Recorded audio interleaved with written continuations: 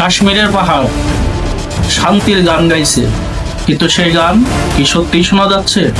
দুই প্রতিবেশী দেশের মধ্যে যুদ্ধের গর্জন আর কাশ্মীরের মাটিতে পড়ে থাকা 26 পর্যটকের নিথর। আসুন আমরা এই গল্পের ভিতরে প্রবেশ করি। স্বাগতম দি হিস্টোরি প্রেজেন্টারে। ভারত ও পাকিস্তানের মধ্যে যুদ্ধের আগুন আবারও জ্বলে উঠেছে। কাশ্মীরের মাটিতে যেখানে প্রকৃতি ও মানবতার সংঘাত চলছে, সেখানে 26 পর্যটক আবার প্রাণহারি। ভারত পাকিস্তান আক্রমণ করেছে আর পাকিস্তান ভারতকে পাল্টা আক্রমণ করছে। দুই দেশের সামরিক বাহিনীর মধ্যে চলছে ভয়াবহ সংঘর্ষ। ক্ষয়ক্ষতির হিসাব করতে গেলে শুধু সংখ্যা নয়, বরং মানুষের জীবন, মানুষের স্বপ্ন সবকিছুই মুছে যাচ্ছে। এদিকে ট্রাম্পের ফোনের মাধ্যমে আমরা যুদ্ধবিরতির আশা দেখি, কিন্তু যুদ্ধবিরতি চলাকালীন সময়ে আবারও পাল্টাপাল্টি হামলা শুরু হয়।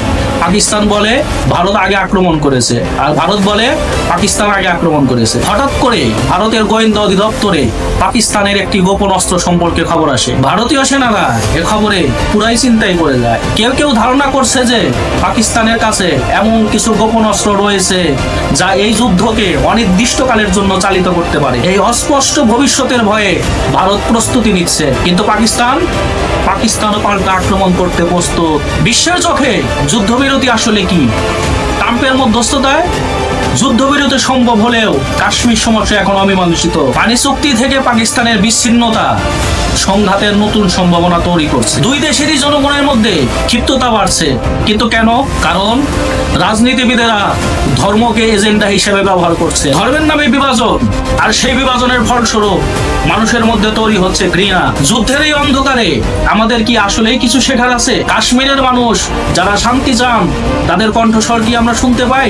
রাজনীতির খেলা আর ধর্মের বিভাজন সবকিছুই আমাদের মানবিকতাকে প্রশ্নবিদ্ধ করেছে। তাই আসুন আমরা একসাথে দাঁড়াই শান্তির পক্ষে। আপনারা কি ভাবছেন জানাতে পারেন কমেন্টসে। যুদ্ধ কখনোই উত্তম সমাধান হতে পারে না।